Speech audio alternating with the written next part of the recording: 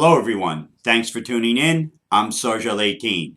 Episode 75, part 3 of the best of the 100 videos I put up of the evidence from the vortex. This is the last of the series of this celebration, as I just said, and of course I like to think I saved some of the best evidence for last. So this video is going to be a little lengthy, but I think you're going to be pleased with what you see. Quick explanations. And if you want to go back over my videos and find where this evidence is in the particular show, where there's more explanation, just do so. It's right there on YouTube and my channel. Please subscribe to my channel. Also, by now, the people that have been following me are beginning to understand the type of threat I am to the powers that be that have created the construct and belief system that they want the population to believe about reality, UFOs, aliens, the multiverse, etc. And that's why when I was giving lectures on a grand scale in the 90s, I was one of the biggest draws that there were. And to use global sciences as an example, where there were 21 of the top speakers in the world each time they held it twice a year, a lot of people had people in their rooms to see their workshops and lectures. But for me, they had to open up the big hall, the convention hall part, that would hold at least 1,000 people because everybody wanted to see Sarjal 18, see the evidence, hear the explanations, and this was every time. So now you're beginning to see what type of threat I am. Not only to, as I said, the powers that be, but to the other speakers that are just shoving down what the construct wants down your throat, putting new twist on the same old shit. And then I come waltzing in with all this, and it just scares the hell out of them, and they attack. But hey, what can you do, right? So this one here, this show here will be the last. And just to, I just want to make the point, this is the best of the last 100 videos I put up. There's a lot more to come. So don't think that this is all that's in my coffer. There's more. And also, at least 50 to 60% of this fantastic evidence, I had witnesses to all of it. Many, many people. And it wasn't like, if they didn't see stuff, have encounters for themselves at the vortex, they would go with me to the vortex. They would take pictures. I would take pictures. Then we would go back to my home. I would take the disc right out, put it up on the television, and they would see, along with me, the evidence for the first time. So it wasn't like I would take the disc and have a couple days and then show it. No, it was showed right away. There's no hidden thing with Sarjal 18. It's full disclosure, full truth, full evidence. It's how it is. All right. Now let's start this.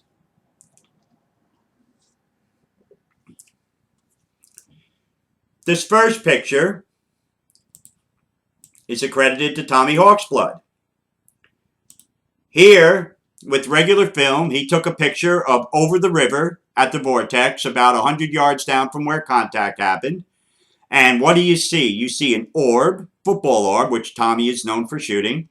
And then you see these manufactured bullet type things in front of it, and you can see them quite clearly. You can see they're manufactured. You can see their technology that we don't have. And he took this picture, and it's just tremendous of these things. And as I said, you can be hit by these bullets of energy, and they will quite hurt you. They will hurt. Here's a close-up of them, and all in one shot. Look at the beautiful colors of the bullets. You can see they're manufactured. They have the football orb behind it. What they were doing out there with this, I'm not sure. But Tommy took this picture. And this was early on, too. This was March, April of 1998. Not only a few months after contact. Now let's go to Tahlequah. Tahlequah is standing at the vortex. She hears something, she senses it, she turns around and takes a picture of these orbs. But what she took a picture of was actually a reptilian inside the orbs. As I told you, orbs are beings in their energy body. And they're traveling around unseen in our reality unless they want to be seen. But what happened this night when this one came by, it poked its head out, the reptile, and took a look at her. And she caught that on film.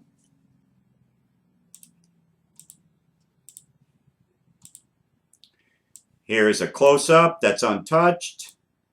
You can clearly see the reptilian head sticking out of the orb body. The thing next to it is not completely round either. It's all squinched up in there. It didn't poke its head out. The one next to him did, the bigger one. And here I brought down the contrast so you can see it much clearly. What a fantastic picture she took. Another great piece of evidence right in your face from the vortex, proving that these beings are traveling in their orb bodies, their energy bodies, all around us at all times. You just don't see them.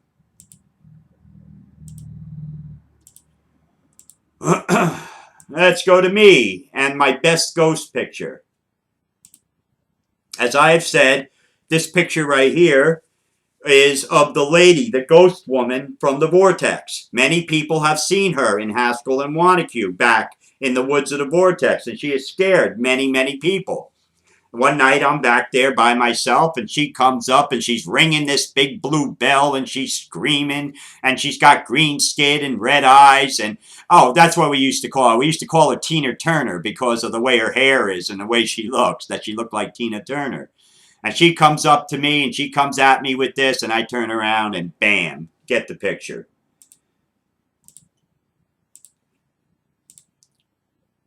Here, I put the original untouched on the left, and on the right, I just blacked out around her. Now you can see the bell clearly, the blue bell in her hand. You can start to see much better her features and hair and her body. Mean little bitch this one was. And I did even a better close-up. And there you go. And if you make your monitor screens full size, you'll see this better. Now you can clearly see her red eyes, her jagged mouth, her nose, her green skin, her hair, and clearly the blue bell in her left hand as she was ringing it. Why she was ringing a blue bell, I have no idea. I believe the legend is she was a really mean, bad person who was a school teacher, so maybe the bell has something to do with that. But we met at the vortex, and needless to say, she wasn't able to attack. Many people have talked about Lucifer, talked about what he's doing, talked about how he controls reality, his legion of demons and other aliens, multiverse aliens that he has working for him, like the reptilians. But on Friday the 13th, November, Friday the 13th, 1998, of all nights, right? Of all nights, let's not make Sergeant 18 seem even more unbelievable. But on Friday the 13th, I take his picture coming out from the abutment under the mountain, that portal. And he was huge. He was like 60, 70 feet tall. His energy was through the roof. His aura, satellites around him like electrons around an atom. I've never seen anything like this before. The meeting went down. I survived. I got the evidence. So let's bring him out. There's the actual picture. Again, orb between me and him. He's coming off the mountain. There's one of the columns that hold up the 287 bridge. And remember, people, he was under the 287 bridge. You can imagine what havoc he could cause and people going over that bridge.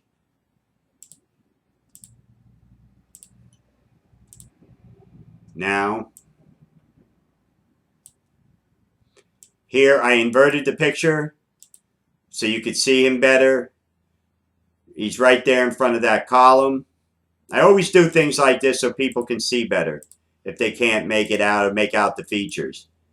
Right here, we have the inversion. We have the untouched picture on the left. I inverted it on the right. Now you can clearly see him. He's wearing an overcoat. You could barely see his horn, but keep watching. You will see it. But look at that aura that this being has. Unprecedented. This is a major archangel, a creation of God that has been damned to the earth plane. And I'm going to show you why I believe that this is true. Here, another close-up, even better, untouched on the left. Now on the right, you can clearly see his profile, his goatee, his face, his nose. You see the protrusion at the top of the conal protrusion at the top of his head, a horn, and you see the axe stuck in his back. Now, why is an axe stuck in his back? Well, there's an old saying, you put a knife in my back, an axe in my back. That means he's damned. So that axe was most likely put there by God, damning him to the earth plane. The one problem with that is that this being has dominion over everything that crawls here on earth, which I don't understand why God did, unless he's testing us. But there's the close-up of Lucifer.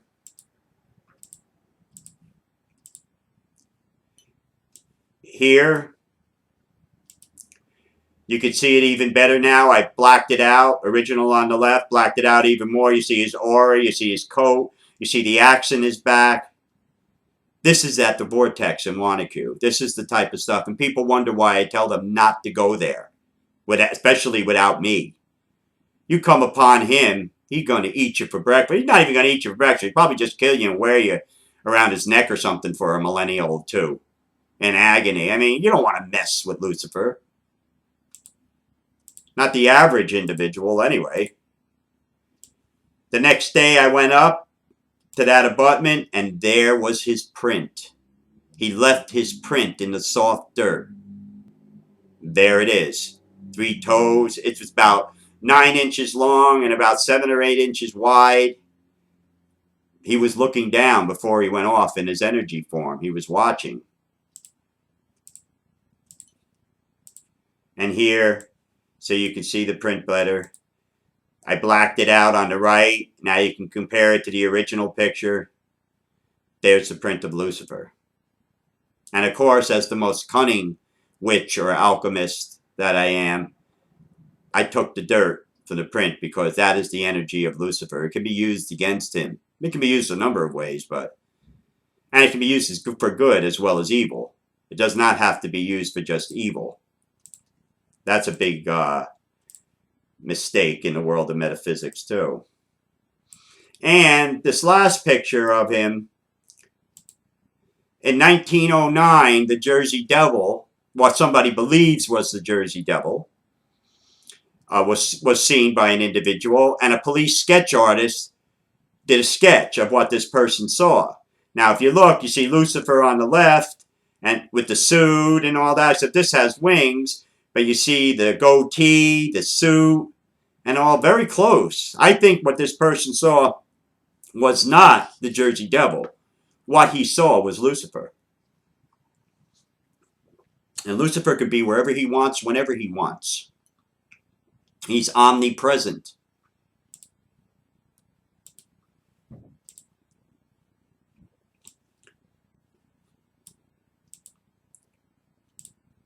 Back to Tahlequah again. This is one of the great pictures that Tahlequah took. You see me standing on the bank looking over the river there on the right. And to the left, Tahlequah took my picture, and there was this hooded ghost being in energy form looking right at her. And you could see its face. It's all distorted, its eye sockets and all. But there it is, looking right in her camera between me and her. I love this picture.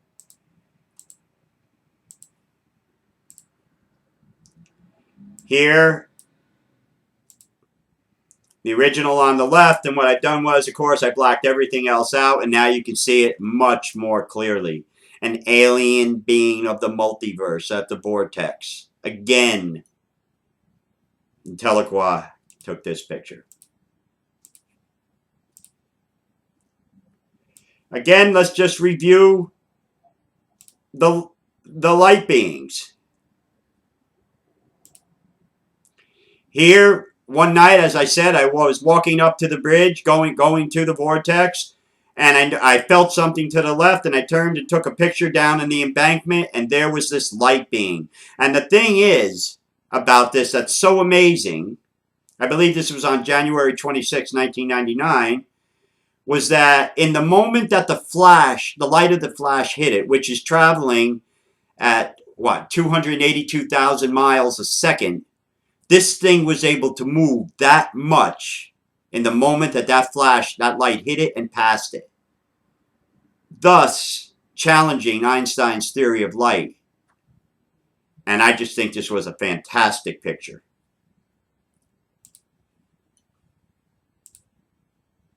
So fantastic that the next night I went down to try to get it again, and I did. They're the same area, but if you look to the right, there he is again, moving faster than my light from my flash is hitting it. So instead of just being an orb or a light slug or a being like that, he was moving in that time. Incredible. Now, let's bring them up and compare them. There's the one, the 26th, 1999, and the 27th. There's the fence way back there where you saw those creatures that I showed you yesterday that were behind it. And look at this. It moves. It stops. It moves again. It stops. It moves again. It stops, especially on the right. Then it goes left. Then it goes right, all in the moment that the light is passing it at 280-some thousand miles per second. That's impossible. Or supposed to be impossible. But according to this evidence, it's not.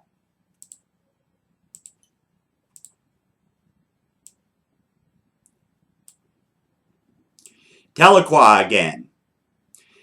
As I have talked many times, the vortex, time is in a loop, but there are bridges that go across. So we can take pictures of dinosaurs. We can take pictures of different times that in the past and in the future, all in our linear time at the vortex. And here, 20 years earlier, the river was huge. It was about a quarter mile across, covering all. I wouldn't have been anywhere I had contact, and all was underwater. For some reason, 20 years ago, they reduced this down to about 15 feet, allowing all that land to be exposed, where all these creatures are. Tahlequah was there one night, and she was thinking about fish, and all of a sudden, she took this picture. And what we're seeing here is a fish, I believe a rainbow trout, jumping over an orb in water that hasn't been there for 20 years. This is the closest that anyone's ever taken of the past at the vortex. This is only about a 20-year difference. And here, of course, I cleaned it up. There's the original on the left, and look at it on the right. This fish jumping over an orb in water that is no longer there. This is what sets this vortex from other so-called vortexes. They are not the other vortexes that everyone brags about and says they're not vortexes. They're just energy lines where they cross. There's only 12 real vortexes in the world that hold up reality as we know it, and also are entrances to the multiverse, and they go right through their worlds too. This is a fantastic picture she took.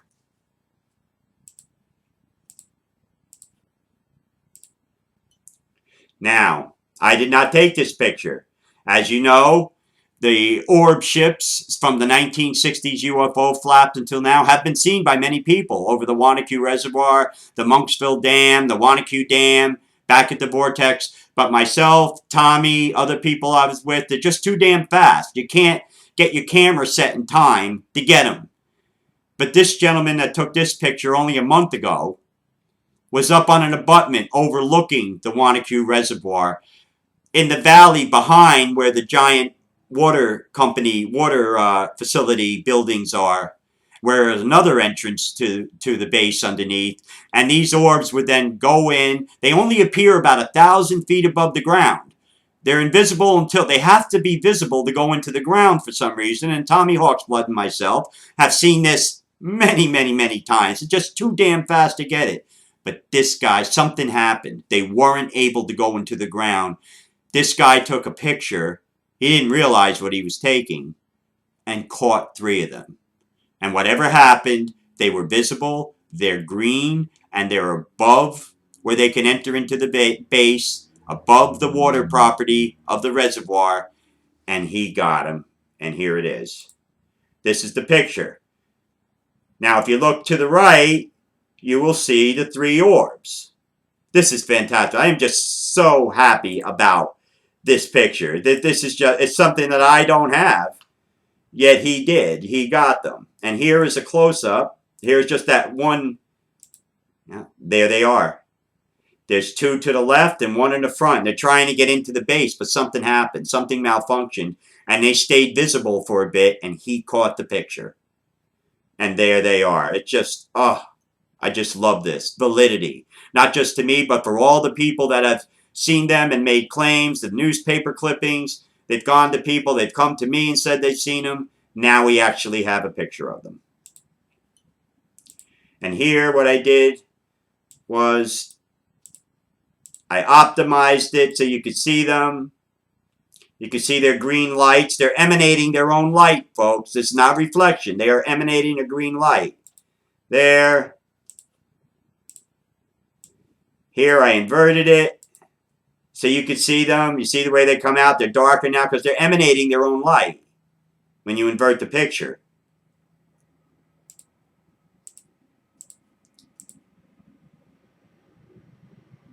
And that made my best of best. That just made my day, made my year to see that. They're so hard to get. Those are alien UFO orb ships, and they're pretty large. But he was pretty far away, and he caught them. And God bless him for that. That was just awesome. Again, myself, another proof that the multiverse exists and that there's a parallel Earth, a mirror Earth to us where we all exist. But we may not just be the same. We're different. But where there is a Sargel here, there is a Sargel over there trying to do what I'm doing here. He's doing over there and trying to come here. And as I said before, he wasn't that nice. I only saw him once, and he looked at me and I looked at him. I didn't get his picture.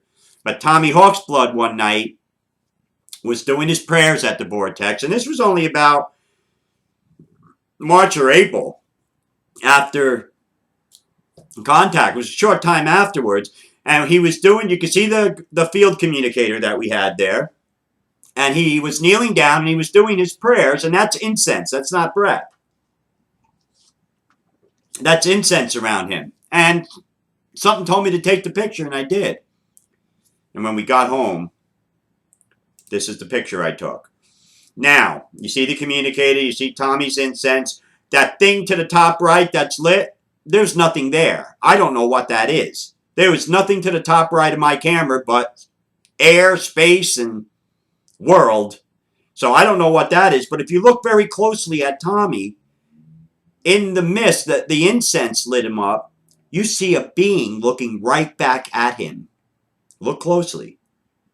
Now, the cool thing about this whole thing here, which again defies our laws here in third dimension, is that the being, here you go, the untouched picture on the left, and here I blacked it out. Now you can compare it looking in. I shot Tommy from his right side with the flash of the camera. So his right side lit up. But look closely at the being. His left side lit up. Opposite of our third dimensional laws. Look very closely at that. He's dark on the right side, but his left side is lit up. A mirror Earth. A mirror Tommy looking back at him. This is a fantastic shot. Fantastic evidence that the parallel worlds, the multiverse exists. A mirror Earth exists very close to what we are. Except they work on many different principles of reality than we have. And there he is looking back at Tommy in this picture. Fantastic. I love it. I love it. I love it. Back to me again. This was April. And I was coming back from where contact happened. I was getting to the bridge. Again, the same spot that I took the picture of Lucifer. And as I explained, the beings come out from under this abutment and they go down to this little, like, island that's full of the worst muck and shit that DuPont has put in there to attract these beings, and the beings love this. And I see them come walking out, and I take their picture. And what you're looking at there, you're looking at a cloaked being, alien, which some people call a gray. And underneath his arm is a pet wrapped up. You can see his staff and his head, and then you see a man walking behind him. And these two aliens are going down to that island. Here, you have the original on the left, and I just blacked out around it. Now you can more clearly see the alien, the gray, his cloak, his staff, his little pet under their arms. And I told you, I've taken many and showed you, I've taken many, many pictures of these interdimensional aliens, and a lot of them have pets like we do. They're not much different in that respect. And there's the man behind him with the long hair and beard. And I wonder sometimes, is that me in the future? Is that me after I discarnate and I'm coming back and doing stuff here? Just one of the questions that go through my head.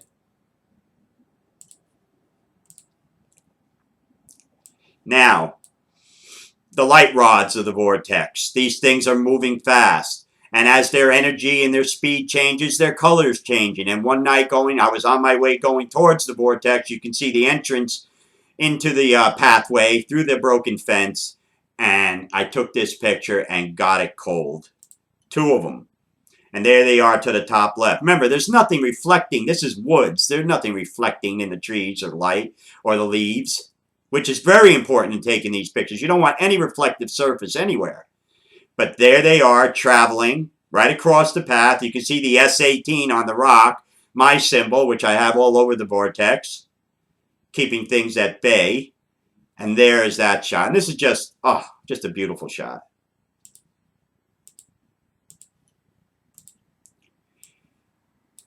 Here, as I did the episode on the communicator, machines that the aliens and Devron downloads to me that I can create some. Other ones would cost a lot of money to create, so I don't know why they give it to me unless money's coming to me some way. And also engineers and physicists to help me put things together. But my communicator works great, and one night I ignited it in my lair in Totowa, as you'll see the pentagram on the ground and all, where I've done my magic, done my work, done my alchemy. And what appeared was, besides the orbs that were coming and feeding from the communicator, and that's what the communicator does, it feeds them. Go back and review the communicator episode. You get the full breadth of it. This light being appeared above my pentagram writhing in midair. And here's that picture. You can see the orbs. They're both waiting. One's under there. Another one's waiting to energize. And if you look a little bit to the bottom, to the right, you can see the light being above my pentagram, writhing in midair, in my home. This is something that Social 18 can do, because the vortex is now, part of it is in me, is part of me.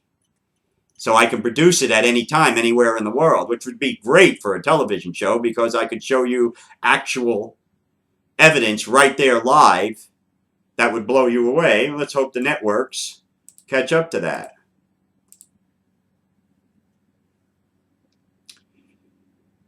This one here happened not too long after contact. I was at the vortex. I was under the bridge. I look, and there's an 8-9 foot intelligent insect alien walking by me.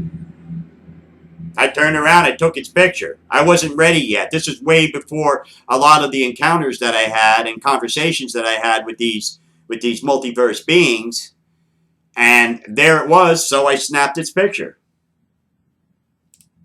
And there it is. And there's an orb again between us. Always an orb between us. But you can see its body, its head, its arms, its legs. That's not breath, folks. That's the energy that's coming out from it, coming out of the multiverse. And what I did here was, so you can see it even better. There's the untouched photo on the left. Here I blacked them out on the right. 8-9 foot insectoid alien from the multiverse at the vortex. I don't know what he is. There was no communication or what he was doing, but people say they exist, and there's the proof right there.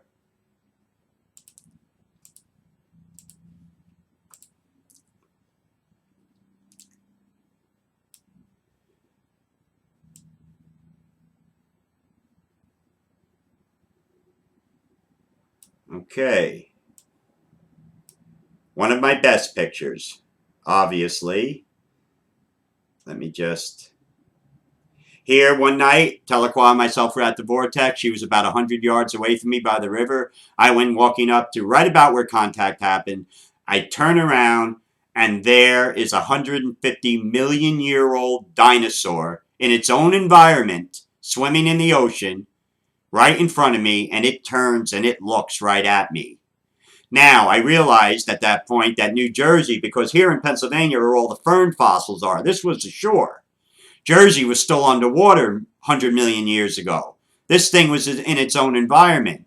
And what happened was, 150 million years ago, it's swimming through the ocean looking for food, and it turns and looks, and maybe it was a bubble or a window, and it sees me standing 150 million years in the future in a field with a camera. And it noticed me. It looked at me. It was about 80 feet long. I was surprised, of course. I took the picture. I only got from its neck up, and then it blew it out of reality to flash. But here it is. There's the untouched picture. There's the dinosaur in his own environment, as I proved many times and spoke many times. Time at the vortex, manipulated correctly, I can view any time, just like the chronovisor camera. As I said, I'm a walking chronovisor machine. Put me in that vortex and windows open, and I'm able to see, have encounters, and take the evidence.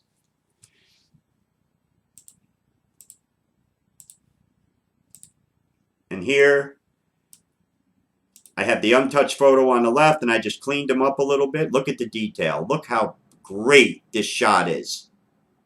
This is awesome. And, as I said before, you can go back over the episode. In 1996, the FBI had a site up of information on the internet. It's down now. It's been down for a long time. But on an average, 1,100 sightings a year in America alone of dinosaurs. And not just drug addicts and drunks and homeless people. We're talking police chiefs, policemen, teachers, businessmen, housewives, normal people have looked out their window or been driving, and there's a dinosaur walking by. 1,100 accounts on an average a year. That's way cool. Now,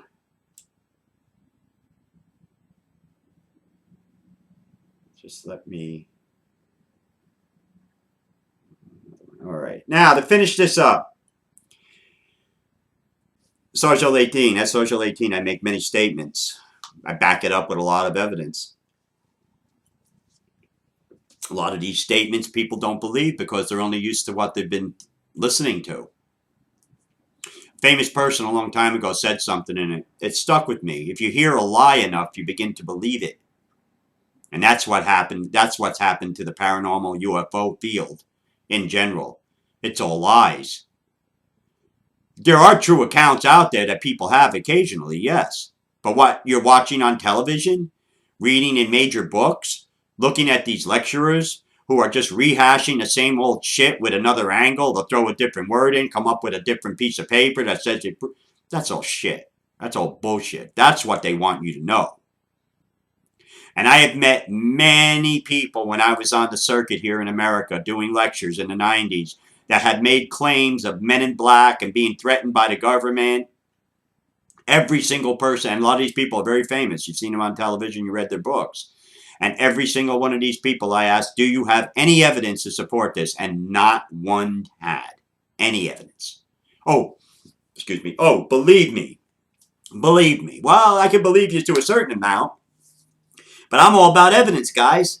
So you got to show me something to support your claim. As Social 18, of course I'm going to have some sort of evidence. No, no men in black have ever come here, come to me. I don't think they would, or they would want to, because there'd be a fight on their hands. I'm not afraid of them, and they know that. But, was I threatened? Yes, in a roundabout way. By whom, Sargel?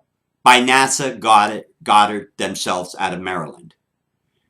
Before I was going to break that dinosaur picture in August of 1998 in Denver, Colorado for the Global Sciences Congress, I flew out of Newark Airport. Well, I had 2 hours to fly out of the airport. I was waiting for the limo to come pick me up, and I had 2 hours before my flight left. And one more time, I was about to shut down my computers and everything. I had everything packed. I said, one more time, let me check my AOL mail. So I checked it, see if there was any updates or anything on my travel arrangements and all. And there was this letter from NASA. So I opened it up and I read it. And I went, holy shit. I said, they didn't even try to hide themselves. You could backtrack it all. You could see it goes back right to NASA Goddard.gov. You could see where it came from, one of the most secret departments of NASA Goddard, where this one scientist who sent me the letter sent it from. And here it is. There's the letter. I printed it out. Why it came out like that, dark around the letters, I don't know. But it should have came out through the bottom dark too, where you could follow it back, but it didn't. But there's the NASA letter. Now what I will do right here is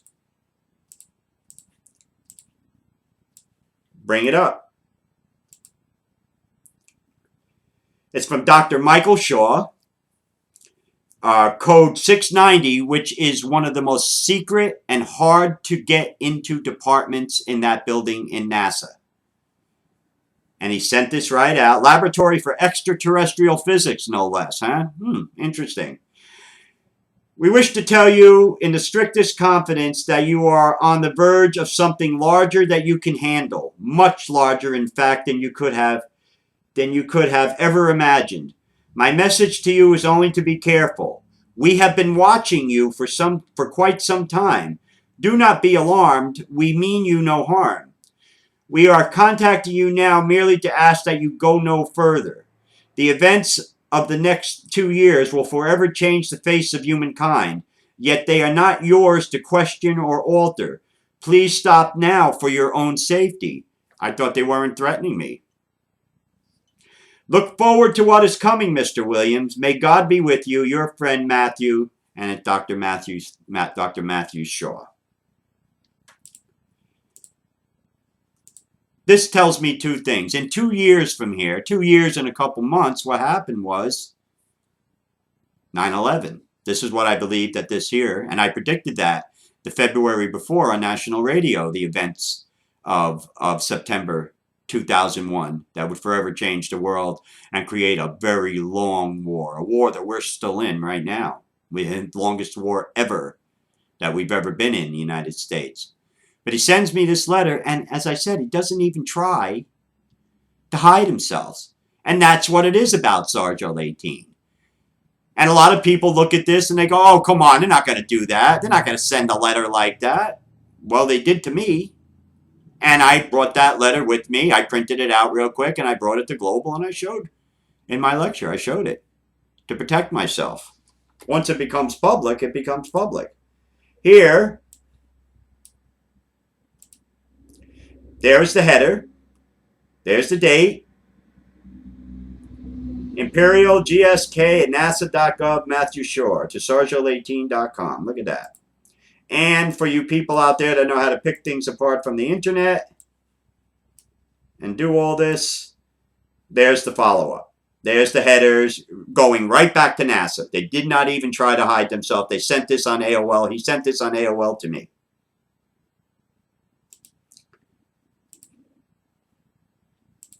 So,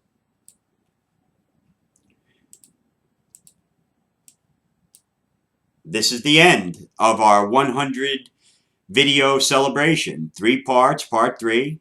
I like to think I saved a lot of the best for last. There's much more to come. So just keep on watching. Remember Christmas night. And a lot of this, as even in this letter, it's not for me to alter. Are you saying, Dr. Matthew Shaw, that I can alter events here on Earth? Well, I think you people are going to get a little bit of dose of that. And why that NASA would say something like that to me on Christmas night when you see one of my greatest abilities at the Vortex. But we'll leave that to then. That's coming soon. I'd like to thank all my GoFundMe contributors. You're funding groundbreaking original content. Please, if you feel that this is valuable to you, throw some stuff in my GoFundMe account. It's right there. The link is right there in the show's description. Please subscribe to my channel. Tell people about Sargel18. I need to reach 1,000 subscribers, and then YouTube will show me even more to people, and that's very important. I believe this information is extremely important to the world. So if you can't send any money, please subscribe. That would be awesome. Remember the War of 34. God bless you all. Peace out.